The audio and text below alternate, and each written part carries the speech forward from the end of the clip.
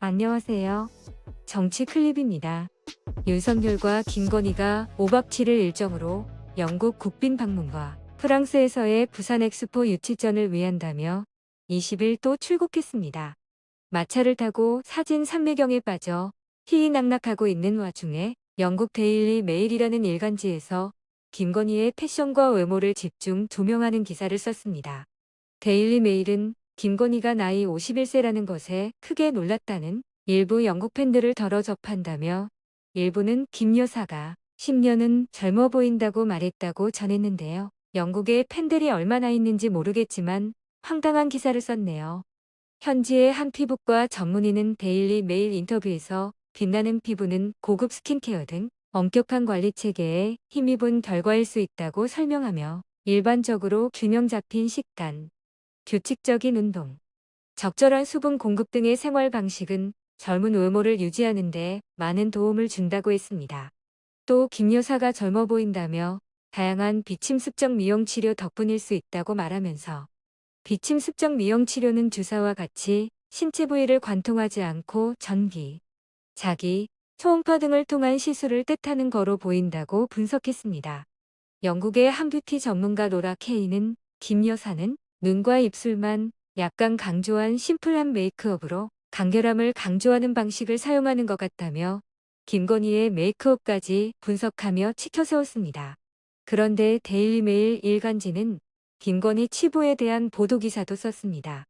김 여사는 지난 1년 동안 한국의 정치 현장에서 논란의 여지가 있는 인물이라며 김건희 여사는 표절과 탈세, 주가 조작 논란까지 휩싸였었다고 밝혔습니다. 또 김건희와 윤석열의 과거 인터뷰 내용을 인용하면서 결혼 과정과 사업가로서의 김 여사의 삶을 소개한 뒤 한국의 영부인은 지난해 박사학위 논문과 학술 저작물과 관련한 표절 의혹에 시달렸으나 무죄를 선고받았다고 전했는데요.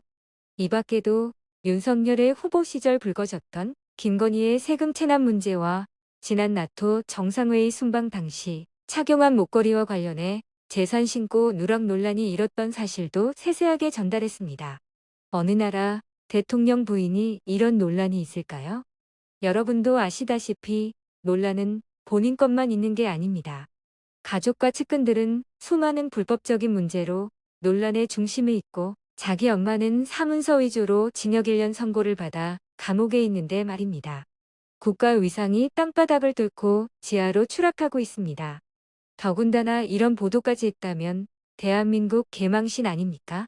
김건희는 해외 순방을 마치 여행처럼 다니며 51세 나이에 비해 젊고 피부가 좋다라는 기사를 보며 속으로는 좋아하고 뿌듯해할 것 같은데요. 그러면서 윤석열과 함께 유럽, 미국, 중동, 아시아를 휘젓고 다니고 있습니다.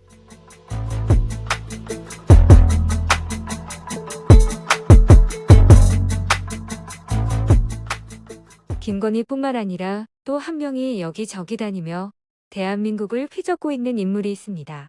바로 한동훈인데요. 대구, 대전에 이어 울산, 인천 등 거침없이 싸돌아 다닐 예정입니다.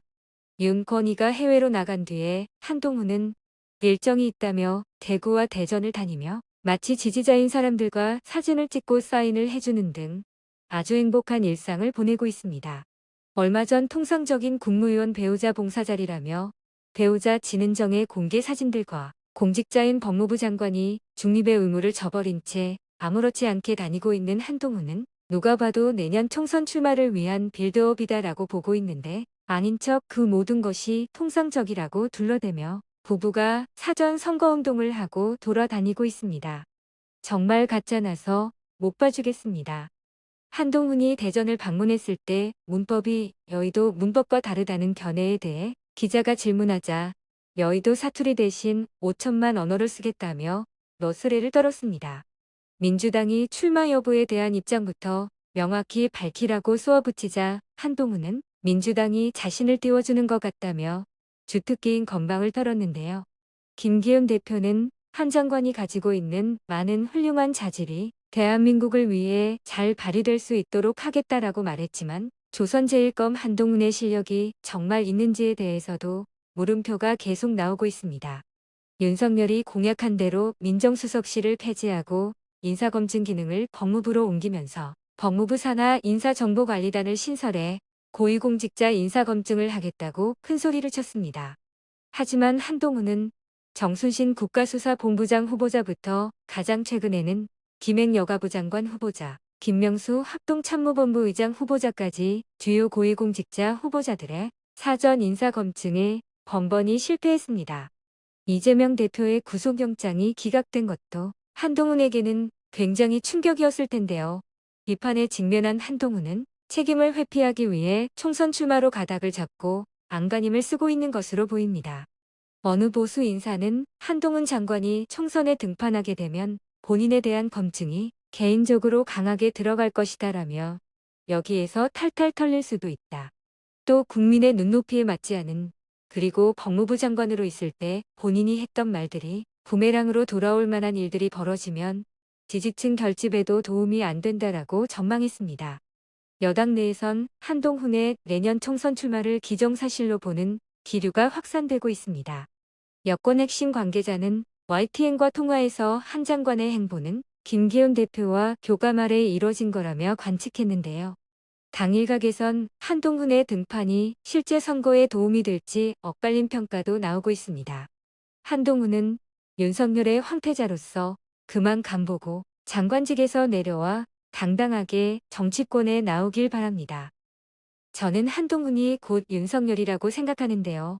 윤석열의 심판선거가 될 내년 총선에서 한동훈은 같이 심판받게 될 거라고 확신합니다. 영상 마치겠습니다.